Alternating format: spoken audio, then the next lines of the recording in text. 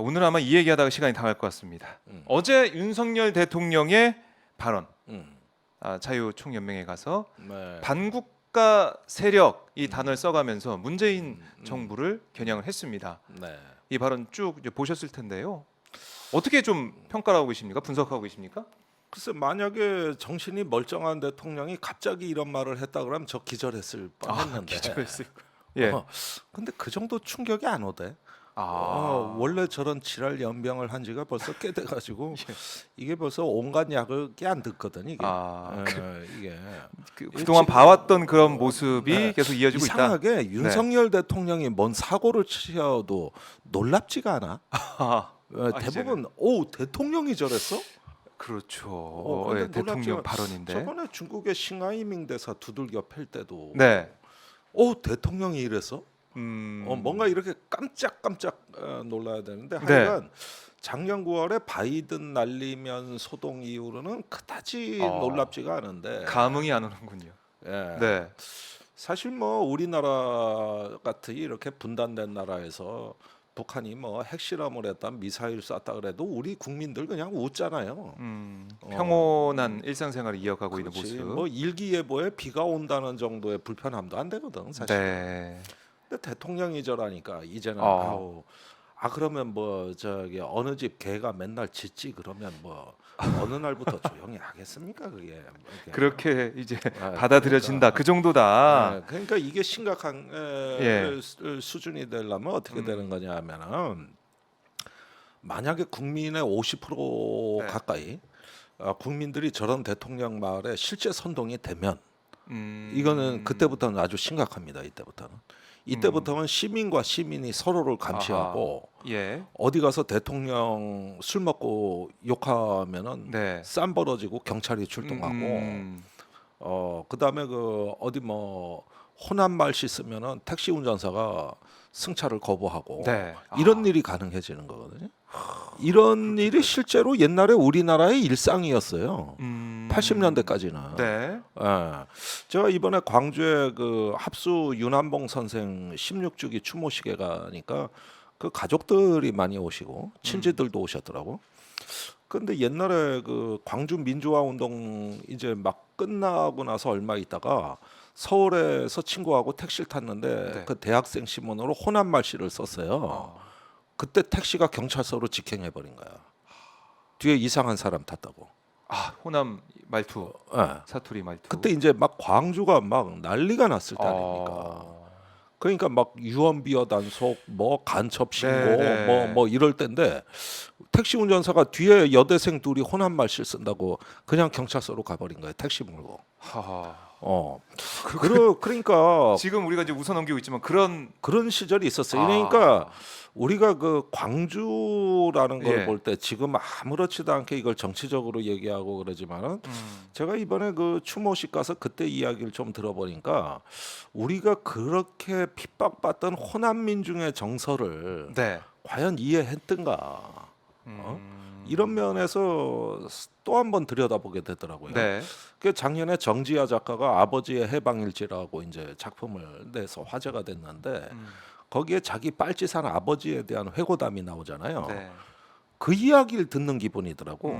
그러니까 그 특히 여동생 오빠가 이제 윤한봉 선생인데 돌아가셨는데 뭐 시청자분들 중에 윤한봉 선생을 잘 모르시는 분들도 많이 계실 텐데 그 광주 민주화 운동 당시에 이제 잡히면 사형될 거라고 보고 그때 광주 일원의 시민 학생 운동 지도자였거든요. 네. 미국에 밀항을 했어요. 36일간 그 화물선을 타고. 죄송합니다. 네. 근데 미국에서 이제 민주화 운동을 하고 그때 이제 그 평화대 행진을 국제 평화대 행진을 조직해서 아주 전설적인 인물이에요. 그 88년에 귀국을 했죠. 네. 그래서 그 진보 정당 창당의 주역이었고 당시 또 그 얼마 후에 민노당이 창당됐지 않습니까? 그 네. 창당 준비위원이었고. 근데 이분이 참 존경받는 분이에요. 네. 그런데 그 당시에 이야기를 들어보니까 상당히 그 어두운 시절에 참 암흑 같은 시절에 지금 아마 상상도 못할 거예요. 얼마나 그 새 시기가 어두웠고 그 김지아 씨의 1975년 8월 오늘 이날을 죽음이라고 부르자. 먼 어느 저기 외딴 곳 선술집에 한 사내가 거울을 봤는데 그 등 뒤에 칼이 꽂혀 있었다 하면서 그 노래하는 긴급조치 시대에 대한 그 피해 다닐 때 썼던 네. 그 시라든가 또 80년 광주를 보고 국어교사 김준태가 그때 광주 무슨 일 보더라 거기에 언론에다가 광주여 무등산이여 죽음과 죽음의 옷자락을 뚫고 나가는 영원한 우리들의 청춘의 도시여 하는 장문의 시를 게재했을 때 그 절절한 마음이라든가 네. 또 뭐 근관의 예수라는 시에서 얼어붙은 저거리 얼어붙은 저벌판 태양도 빛을 잃어 캄캄한 이 죽음의 도시 뭐 이렇게 나가던 그 시절의 그 정서 네.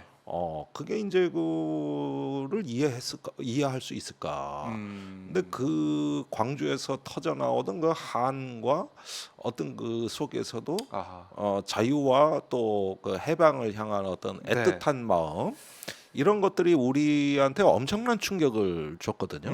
그 시절에 이제 듣던 얘기가 강국가 사범, 간첩 네. 색출, 또 그 당시에. 시민들이 나서서 네. 이걸 이제 방공. 방공 그때 사회정화위원회라는 게 있었어요. 네. 거기서 신고하면 삼천교육대 끌려갔어. 하하. 그 전두환이 만든 사회정화위원회.